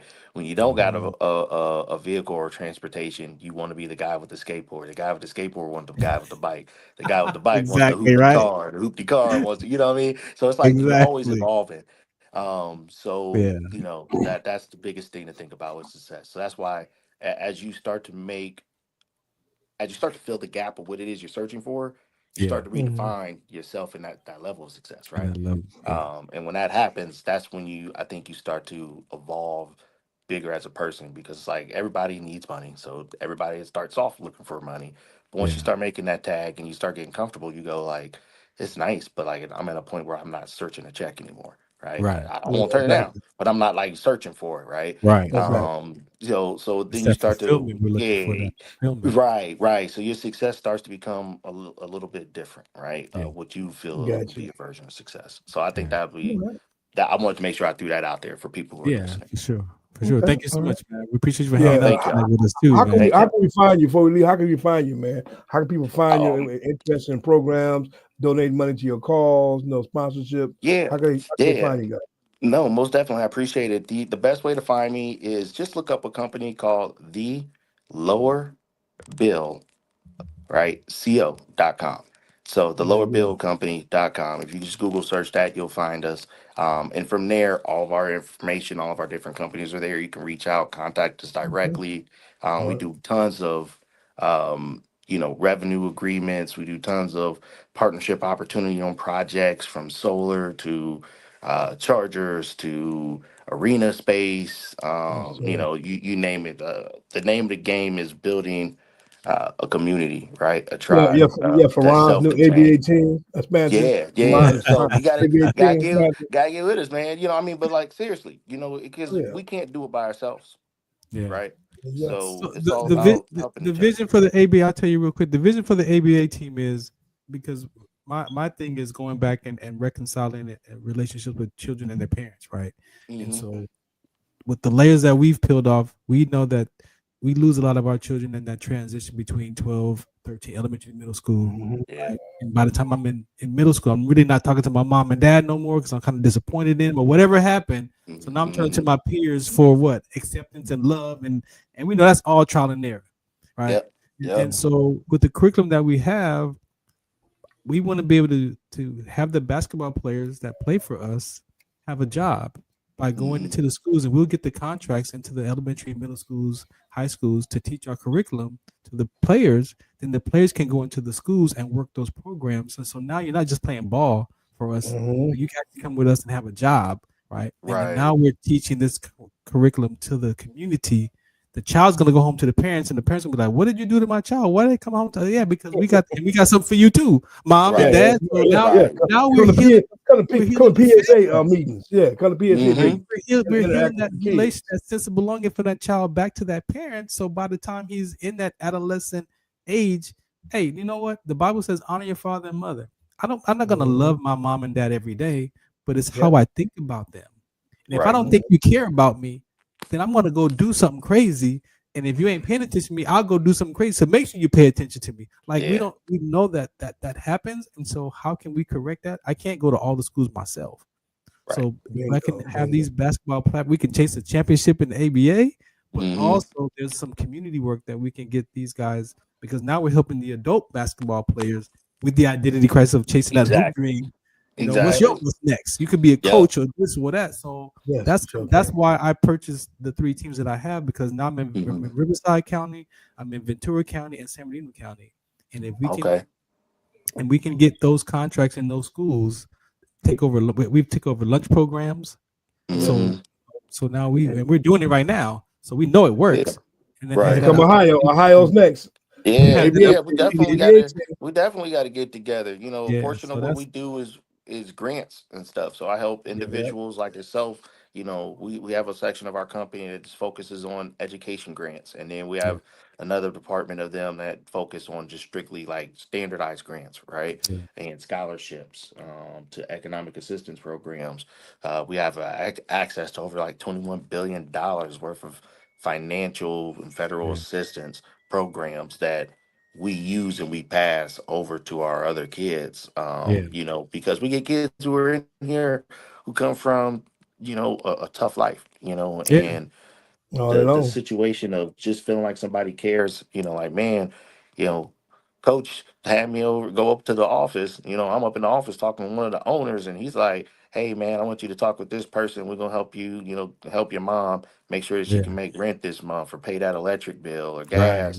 So, you know, you can focus and be here, and we know you're a senior, so we're gonna help you get that money so you can, you know, apply for colleges, you know, because a lot of times you just can't, a lot of kids just don't got the money to even pay for the damn tuition, or not a tuition, but the application. You talk about elementary school. I'm worried about how you want me to pay attention in class in elementary, middle school, when I'm trying to figure out what I'm gonna eat at home. I'm gonna eat. Like, that was me. I'm not even focused at the lowest level of elementary, middle school students. Man. I had the biggest chip on my shoulder back then. I was running with the gangs and in trouble all the time, and you know, but my mom was working 2-3 jobs and wasn't nobody else there. So I was trying to figure out who I was from the wrong group of folks. You know, luckily I had good people around me that kind of kept me out of trouble. But you know, you ain't got a whole leash around your neck. And you a ravaged dog. You gonna figure it out anyway. You gonna figure out something anyway. And lastly, our program is also for veterans, because it's a human being function. So we talk about now what you said, having a job making $10. That veteran can come and get trained with us, transform their life with us, and now teach this education. Because who do the children look up to? Athletes, military athletes. You know, so if we can get veterans jobs to now become those instructors in that curriculum. So now we're creating jobs, but we're not giving away backpacks. We're transforming lives. Exactly. That's what we're focusing on over here, is trying to give, you know, like we could teach a kid, you know, and give them a skill set. But when you talk about having the opportunity to touch some of the areas that we can touch, that our kids systematically are already programmed to be out of. And now we can show you, hey, we're going to show you how to actually do this patented program that nobody else can do unless they use us. Right. We can really give them an opportunity and a step up. Right. It restores that sense of belonging. That's right. Food never's gonna go nowhere. Power's never going nowhere. So this is something that, like you said, builds that self of belonging. It builds the financial infrastructure of it. The socioeconomic balance that starts to happen, and because you're doing it right there in their community, it immediately impacts the community as a whole. You know, so it's I think a holistic approach. It's not going to fix everything, but definitely a way to the ones that are willing. The ones that are willing to come and learn and develop. We got it for you. But guess what it's going to do? It's going to rub off on the other ones, because the seeds are planted, and they may not get it that day, but they're going to come in like, hey, why you doing that? Wait, what is that about? And so Yeah. here we That's are. it. But if I There have you that go. mindset, like you said, of I could go and do that, and then I go home and sit in my room, like, nah, I can't do that. I ain't good enough for that. Right. Like Right. that's that I mean, self hey, we all sabotage. been there, man. Everybody on this call's been there. It's been That's what times I'm where like, saying. man, I was in them suburb schools, man, and I'm like, I remember the first time they whipped out a computer. And it was back, oh God, I'm dating myself, right? Back with the green screen, right? And the flip flop floppy disk or Oh whatever, yeah. right? Oh Oh yeah, yeah. And yeah. Okay, you Oh good? yeah. You good? You good? I just found one. I just found one of those in my stuff in the garage. You good? You A still floppy good? disk. You 8-track good? tape. so, I'm you know, 55 today, so we right there. You good? it That was, was my but days Yeah. too. it was crazy. And by the way, happy belated birthday. Yeah, it Yeah, was thank you, crazy. thank you. You Yeah. welcome, brother. It was crazy. But you know, like Yeah. going from a school who barely has books to a school that like, Right. they got computers and they trying to teach me the computer. I'm like, what? Like, I don't get it. I don't understand it. And I feel stupid, you know. And then Yeah. it's like, oh, Yeah. you could do anything you want to do. They tell you all this stuff, and you go home, you're Yeah. like, yeah, but like I Not love to me. try to play the flute, but I can't afford the flute. I love to go play Yeah. for the basketball team, but Yeah. I can't afford to pay And for get the no Tennis tryouts, shoes. shoes. Tennis or shoes. I can't Tennis have get the shoes. shoes, like you said, So man. it's like, That's it. damn, I can't. I was That's what begging we people for talking about. quarters. Man. I That's what used we to have to talking about. beg people for quarters to get lunch.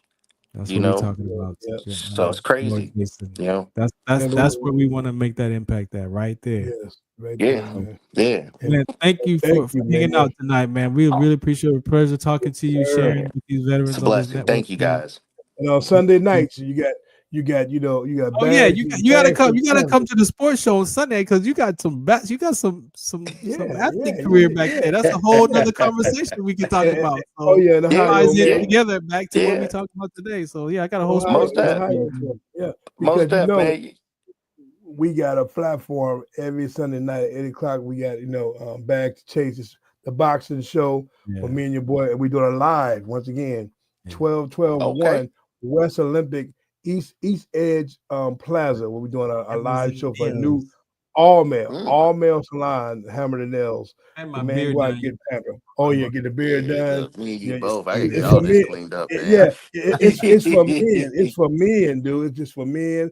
And shout out my boy, Fez Russell, the owner over there, and we're yeah, doing a live show there next month. So we getting ready for it.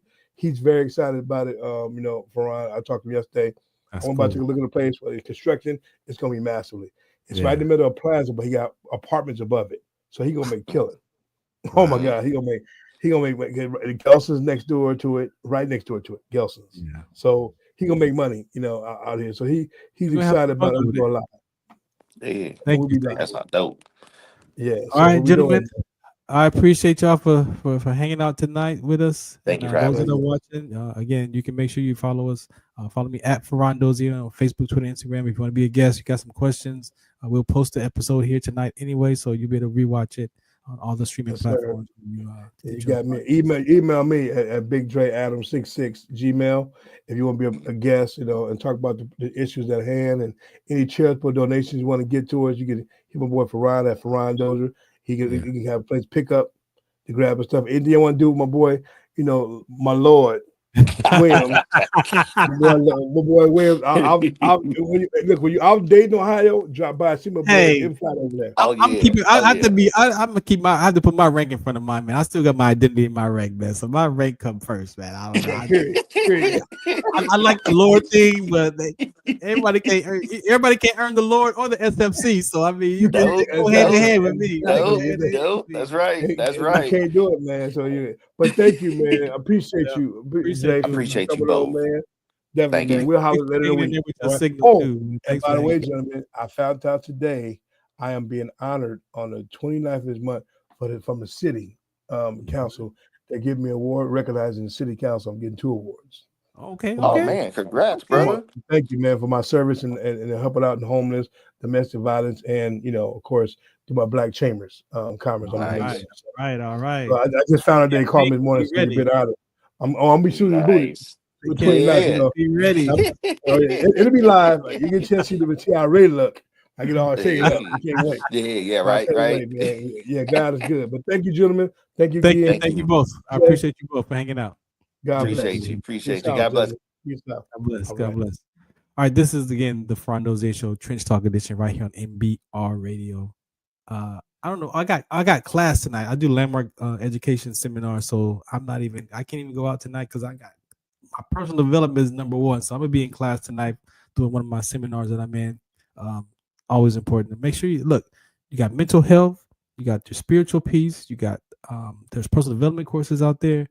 You can take classes if you got enough courage and confidence and you really want to work on yourself and find out what's going on with you. It starts with you first. Self-forgiveness first. So find something that works for you. If it's mental health, I recommend for us as veterans, cognitive behavior, CBT from the VA. I recommend it top notch. You put those stories in that conversation, you can start to peel off how we think. Sometimes we use words like all or none, and those our own language can be your trap. Sometimes you just can't say, I don't like people. Now, maybe there's a percentage of you that don't like people. Maybe I don't like people 50% of the time. So then you can't say that, right? So how we talk and how we think and grabbing those thoughts and putting those stories in those conversations, I recommend CBT, cognitive behavior. I do personal development courses as well out of my own pocket. And I got church. I found my way back to Christ. And let me tell you, those kingdom principles, all those mental health classes, personal development classes, guess where they get their conversations from? The Bible. Those are biblical principles, right? So find something. LBI Solutions. You can come hang out with us at LBI Solutions if you want to figure out how we use our program to help support veterans and youth suicide and those kind of conversations. There's education out there. Sometimes a 10-minute conversation could save someone's life. Just a 10-minute conversation could help someone save their life. So I appreciate you for listening in. This is the Farron Dozier Show. Shout out to what's the count. Ladies and gentlemen, thank you for tuning in to Military Broadcast Radio. As we wrap up today's show, we want to remind you that the podcast of today's episode will be available right after we go off the air. So if you missed any part of the show or want to listen again, be sure to check it out. And remember, we're here to support and honor our veterans. Your stories and experiences matter, and we are committed to giving you a platform to share them. That's right. We're here to give our veterans a voice. So don't forget to catch the podcast and stay connected with us. Giving our veterans a voice.